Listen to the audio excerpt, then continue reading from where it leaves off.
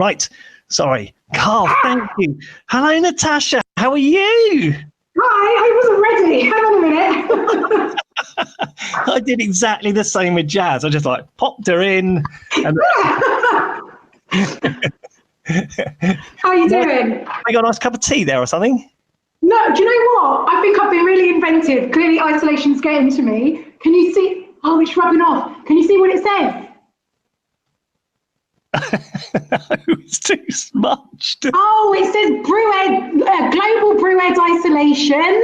Yeah, I got that. And then I've got the other one has smudged off a bit. It says Women Ed and then Women Ed Men Up. I was being really creative. Yeah, I like that. I like that creation. So, where are you currently? Are you in Oman at the moment? Is that right? So I'm in Oman. And it's lovely and sunny. If I'm honest, I was going to try and do this outside, and I started outside, then I got hot and sweaty, had to change my top, it was really red, and so I just gave up and I've come inside. But maybe at the end, I'll kind of swing the laptop round and show you some sun. Oh, that would be nice to see the outside, yeah. And you're meant to be starting a new journey in Qatar, is that right? Yeah, so I've just got head of primary at Park House English School in Qatar. So that'll be happening in the summer, well, as long as blockades are down and we can get moving. But yeah. Brilliant. Thanks, Natasha. So you're going to talk to us about perceptions, a leadership journey, perceptions and relationships, which is really important because I'm actually just starting on my leadership journey. I saw. Congratulations. Thanks very much. So, and I'm all into, relationships and positive relationships, and that being sort of my mantra. That's my thing when it comes to leadership. So I'm really looking forward to this. It's going to be all live, yeah? Yes. Brilliant. So I was going to chicken out and do it pre-presented, and then I started seeing other people, and Action Jackson got me all excited. I was like, yeah, I'm going to do this. I am actually pooping myself, but it's fine. We'll get through it. I talk a lot. That's the only thing. That's so yeah. Wanting to nudge for me 8 minutes. I'm going to disappear. Thanks, Natasha. All right, then, thank you. Hi guys, so I'm obviously presenting to you today on perceptions and relationships, and I suppose my leadership journey. And if I give you a bit of background, so I am originally from London, worked in inner city schools in London, grew up in London, and then 6 years ago I began on an international journey. So I moved to the Middle East, I moved to Oman. I've been in Oman for 6 years, and like Graham just said, I will be taking up a headship in primary in the summer in Qatar. So my take on things is a little bit different in terms of there are different dynamics when you move internationally, and this journey has been a learning curve, and it's been difficult at times. But what I have done is I have had a lot of time to think about a couple of the steps that I've had to take. And so what I'm going to do is talk to you about those steps that I've taken. Now, it's really, really funny because one of the first things that I talk about is being brave. And this whole presentation has been a real sense of bravery for me. Graham contacted me maybe about a week ago now. And this is something you all should learn. Don't just say yes to stuff. So he emailed me, he said, would you be involved in this presentation? And he knew that I was becoming head, so I was like, you must know someone I know. So I just said, yeah, it's fine. And then I started doing a bit of research, and I was speaking to a couple of colleagues at work, and they were like, oh, it's this, and this is who Graham is, and have you seen this documentary, and and I started to panic and have a bit of a meltdown. And I then had a colleague on Twitter saying, oh, you're involved in this, that's fantastic. And I messaged her back on Twitter, open forum, and just said, oh my gosh, I'm a bit out of my league here. And actually, what happened next was really what I lead into in this conversation, which is people from Women Ed then posted and said, you're not out of your league, Natasha, you're in the right place. Vivian Porritt from Women Ed and Liz Free had recommended you. And it kind of calmed me down, and I was like, oh my gosh, there are people out there championing me, and that's fantastic. And it was really nice to hear. And I then started panicking about the title and what I was going to talk about. And I spoke to a colleague called Esther Daniels, and we sat down for about half an hour and we really thrashed it out. She's like, what's the message you're trying to deliver? What are you trying to talk about? And I have to give her credit because she gave the title of this presentation. And that really helped in shaping some of the thinking going forward. I actually don't know if, I can share my screen. So, like I said, there are 7, well, I don't know if I did say, but I'm saying it now. There are 7 things that I think that I've learned on my leadership journey and getting here. I'm going to give you a bit of background to me, just because it links to some of the hang-ups and insecurities I have and some of the things that have had impact on my journey. So, like I said, I've grown up in London. I'm mixed race. My mum is white English, dad is black Jamaican. And I grew up predominantly around my black family, so that kind of shaped me. Lots of the cultural things that I have came from that, but actually lots of the insecurities I have came from that. Not that they were with me when I was a child, but they developed as I was an adult. I kind of stepped into a realm that I felt that I didn't belong to. You know, I went to a school called Acton High, and Acton wasn't, I mean, it's gentrified now, but it wasn't like that when I grew up. I then went to college and did my A-levels. I was the first in the family that went to university, and so that comes with loads of insecurities. I remember once I was in college and one of my teachers turned around and said, I was thinking about going into law originally, and one of the lecturers turned around and went, you're not going to be able to get into law.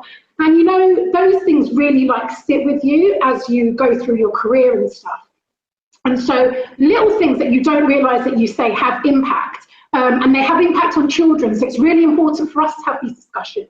And actually, I watched Graham's documentary the other day on gender bias in schools. I don't know, I can't give you the full details, but he was talking about things that he was doing. They were talking about things that he was saying in school, and it was things like calling children darling and sweetie and how that linked to gender. I do that all the time, and it made me really reflect on my practice. But actually, loads of those things were done to me when I was growing up, and it's things that people most probably did unintentionally, but I think that we as educators need to be aware of it and the impact that it has on the children that we're teaching.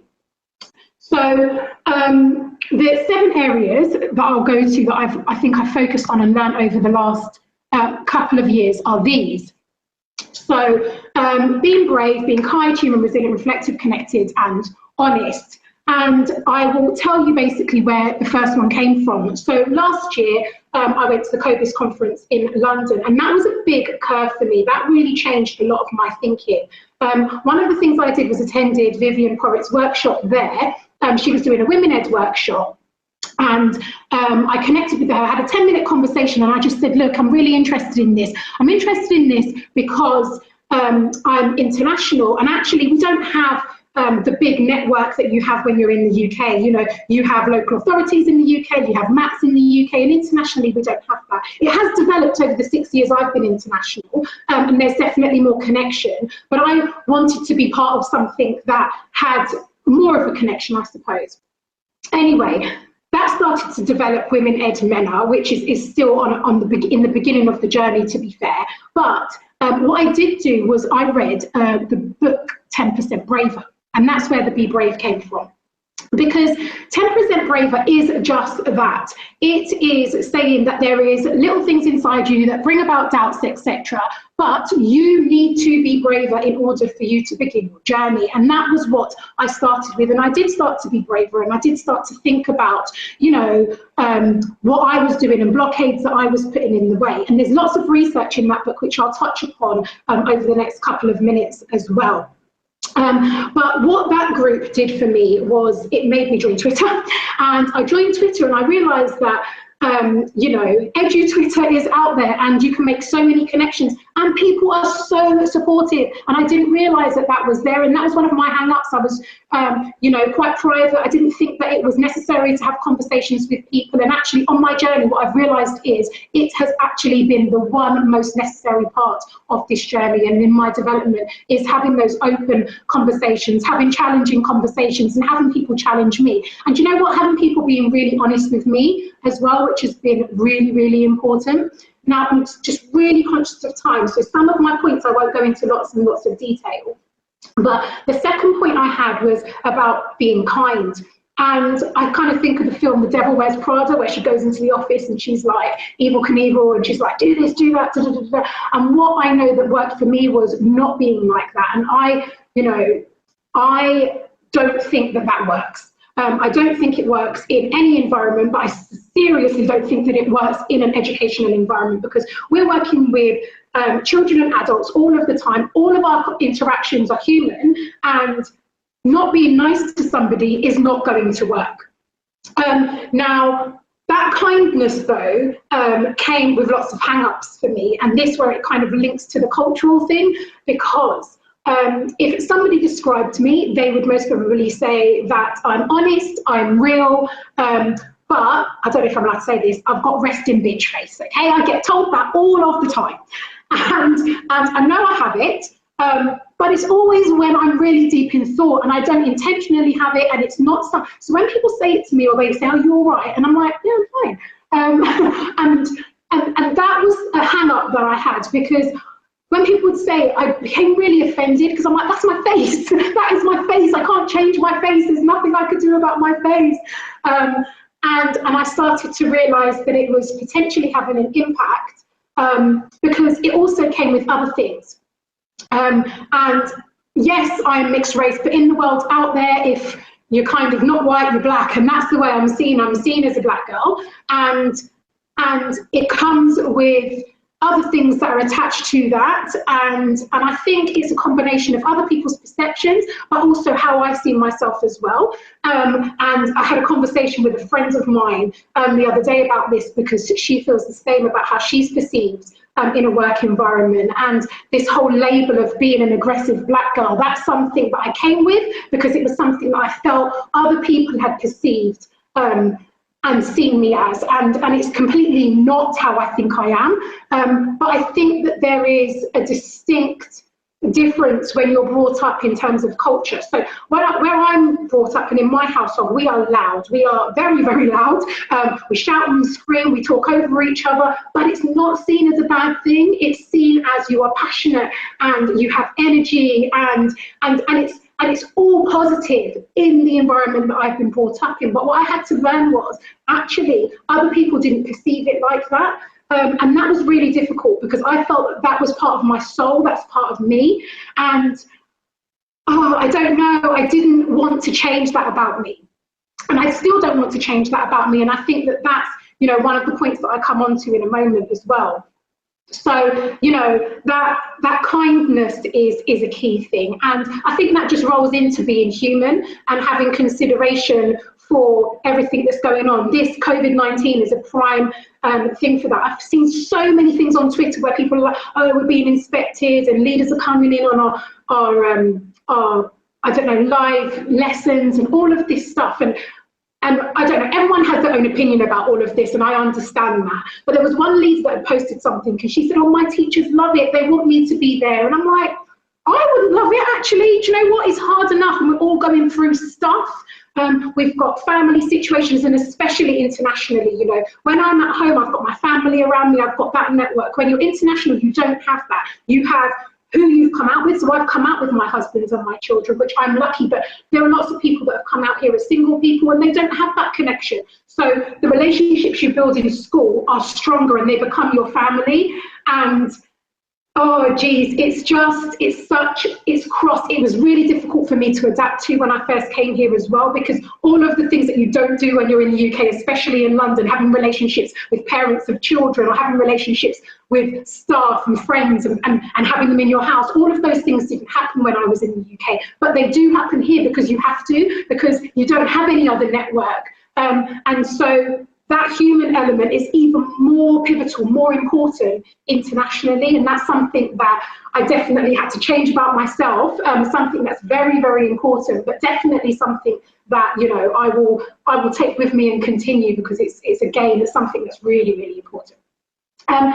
And then I suppose my other thing on the list was about being resilient. I cannot even tell you how many jobs I've applied for. It's ridiculous. It's actually a bit embarrassing, if I'm honest. And one day I will add it up. But I kept being knocked. Hi, Natasha. I just wanted to make a double appearance.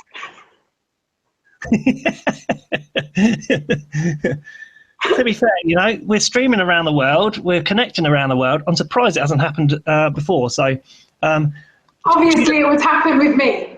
can you remember where you got to? Yeah, I think, well, somebody just messaged me and I was talking about resilience. Right, lovely. Okay, do you want to finish off for us then? Yeah, it's okay.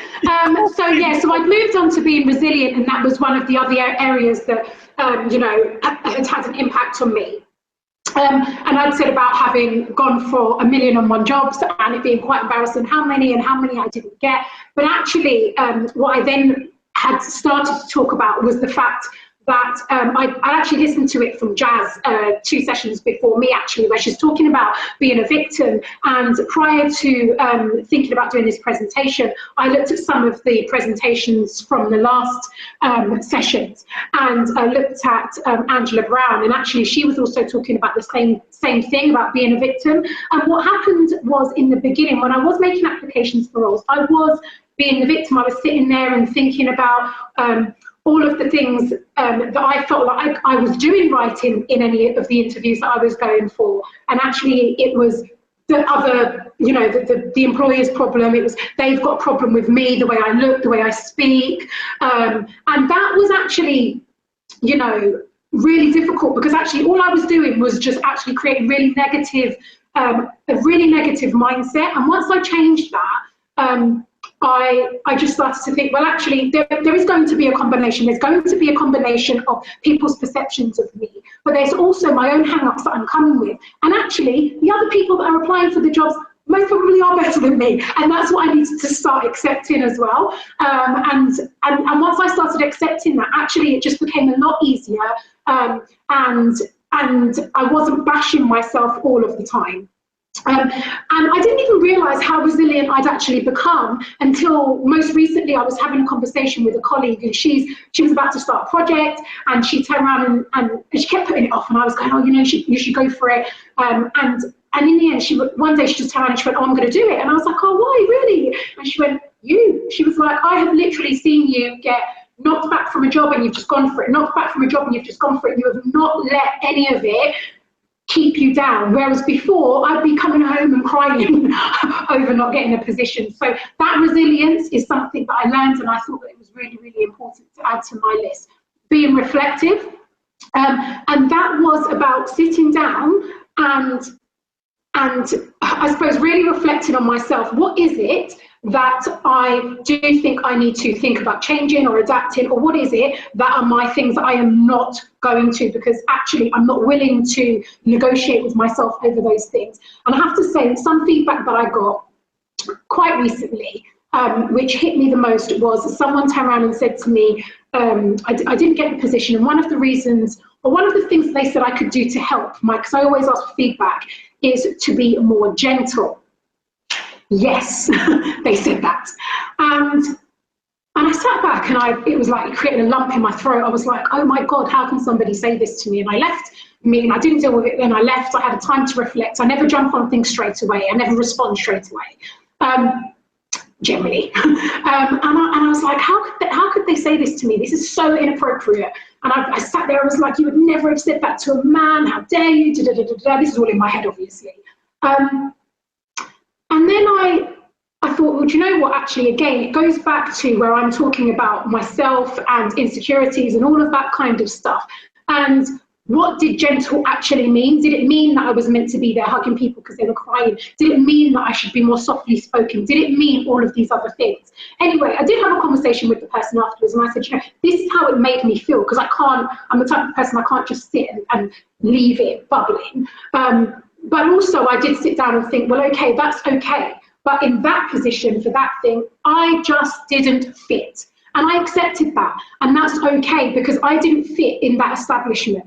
That's okay with me. But that's taken a lot to get to that point. It's taken a lot for me to sit there and think about what I'm willing to compromise in terms of myself, where I would like to work, the kind of environments I want to work in, etc., etc. So that comment was something that really sat with me. I mean, I've had a comment before where I had my hair done and I came into work and someone said, oh, you look softer. what does that mean? What does softer mean? But at that point, I started to think, oh, should I have my hair out more often? Because maybe I do look more, I don't know, harsh when my hair's back or whatever it might be. And it seems pathetic. But when I was talking to you about all of those little things that we say to children, they're the things that have impact. And we are ultimately children. Everything that's said to us, we listen to it and we take it on board, and actually it's just not okay. And loads of people are throwing up comments here about, being a woman and da-da-da-da. And absolutely, there are comments that have been made to me because, I'm a woman. There are comments that have been made to me because I'm not white. But actually, these are the same things that loads of men are experiencing as well. I had a conversation with a colleague the other day, and I've got the position, and he basically said to me, how did you do it? And I was like, what do you mean, how did I do it? And I said, a lot of hard work, a lot of resilience. And then he just, and he's a black man, and he turned around and he said, well, it's just really hard. And I said, yeah, it really is. But actually, when I spoke to him, it was because, and one of the things actually that I've learned in the last couple of days, because I've spoken to John Smith, my principal of the new school I'm moving to. I was having a conversation about this presentation. And one of the things that's actually in that 10% Braver book, a bit of research, was about people making applications for roles. And actually, just as much as there is a low percentage of women, a low percentage of black and ethnic minorities in leadership in schools, actually they are also one of the lowest percentage that make applications to roles. So also we have to take a bit of responsibility for that. Are we applying for these positions? I know it may come with us thinking that we're not good enough or whatever it might be, but there are men out there that also look at the spec and they're like, I don't hit that, and I don't hit that, and I don't hit that, and actually I'm not going to apply for that. And when I was speaking to John the other day, one of the things he said to me, one of the things that I started to do and change was I didn't actually really look at the specs anymore. I looked at the school. Was this school a place where I feel that I could fit? Was this school a place where I feel that internationally, because I'm international, my family, my children go to the school, my children would be able to fit in? Was it the kind of environment that I could see us in? Were they kind? Were they? And all of these things come with it. And that's what I started to do. I stopped looking at those specs, and that was really, really important, because then you actually start having that human connection and interaction. And quite frankly, if you don't fit the spec and when you make an application, they'll just chuck your application to the side anyway, so don't worry about it. And then I suppose the last two things that have really changed for me was connecting. Things like this. These are the things that have had huge impacts on me. I went to the COBIS conference, and I realised that networking was a big driver and it helps to support. Now, I was lucky enough to be able to go to London to go to that COBIS conference, but Twitter has had the biggest impact on me. I'll give you a couple of examples here. When I got the role, I'm about to go into the summer, I messaged a head that's really active on Twitter called Jeremy Hannay. He's based in a school in London. So I messaged him for a couple of reasons. One, because I knew the school he was in, but two, because I really loved the message that he was giving. And he doesn't know me from anywhere. And I messaged him and I said, look, Jeremy, really interested in visiting you. Would you mind sharing some ideas with me? I'd like to pop over in July. Obviously, that's not going to happen now. But he welcomed me with open arms. He was like, yes, Natasha, I'd love to see you. Congratulations, that's amazing on your new role, etc. And those are the people that I want around me, and they are now the connections that I'm making. So the Women's Ed connection, other head teachers in other schools, teachers around the world. There are people out there championing and supporting people, and I see people posting, I'm going for a job today, wish me luck, and then there's loads of people sending messages going, well done, congratulations, I hope you do well. A bit like Graham making an application the other day, having an interview the other day and getting his job, and everyone was congratulating him. Those things are things that make you feel good, and those people are the people that you need around you, and making those connections. And you can choose those connections when you're on platforms like Twitter, etc. I think they're really, really important. But my key thing, the thing that is my takeaway, and the last thing that I'm going to say is about being honest. And that's about being honest with yourself. And so what I've realised is I am not going to compromise who I am. I am who I am. And there are lots of things that loads of people won't like about me. I'm loud. I am a little bit crazy most of the time. I speak really quickly. And actually, that puts loads of people off.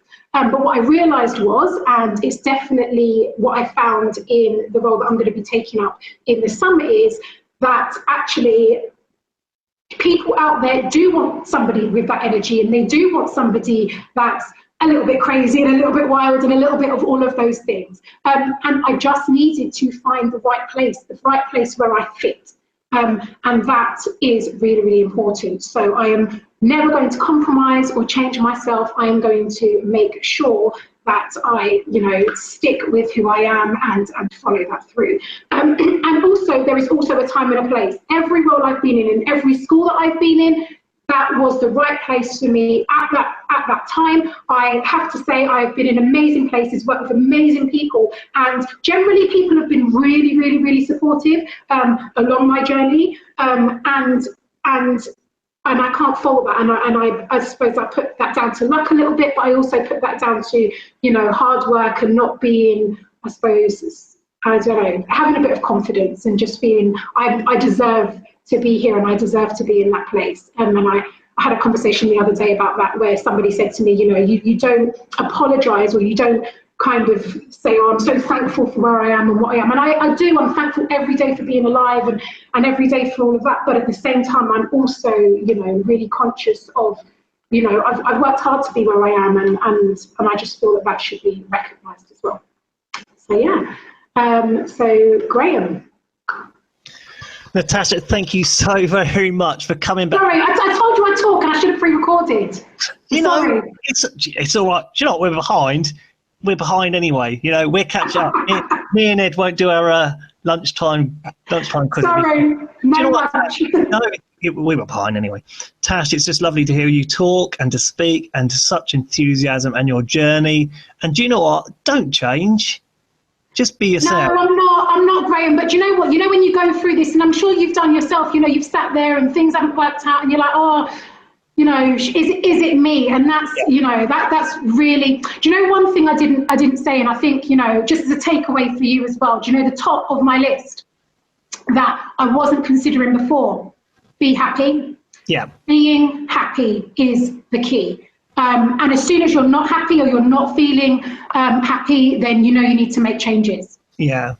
I did a whole talk. I did a keynote last year at Primary Rocks, and that was about leadership, because people were saying, oh, why don't you become a senior leader? And at the time, I just wanted to be a class teacher and do that well, and I didn't know what to do next. And so this year on, I feel my journey's carried on, and I felt I was ready for it this year. But before then, I just didn't. And that's it. Like I said, different places, you feel different things and you learn different things as well. And I don't know, I just, I've changed over the years, and literally over the last 6 months even, things change. And when you have different conversations, like even this event now, this will add another layer to things for me, So, yeah. Thank you so much. That's all right. Thank you for having me. And good luck. To get into I'm so excited for you and your new start as well. So good luck with all of that. Keep in contact, and thank you for this event. Can I say thank you? This is amazing, so different and so amazing. I'm going to be watching for the rest of the day if my kids allow me to. Yeah. Can we see outside? Can we just see a quick sneak peek? Oh, you're going to be jealous, I'm not going to lie. Oh, it's sunny here at the moment. It's sunny here, but no, but not this. Not this, Graham. Oh, okay. Hang on, could you see the palm trees? Oh my gosh. Yeah. There's a pool in the background. Do you see that as well? That looks wonderful. Sorry, I'm not trying to make you feel jealous. Okay, thanks. Right, I'm getting rid of you now. Thank you very much. Bye. Take care, Natasha. Enjoy the rest of your day. Thank you so much. Bye. Oh, brilliant. I'm glad Natasha got back in.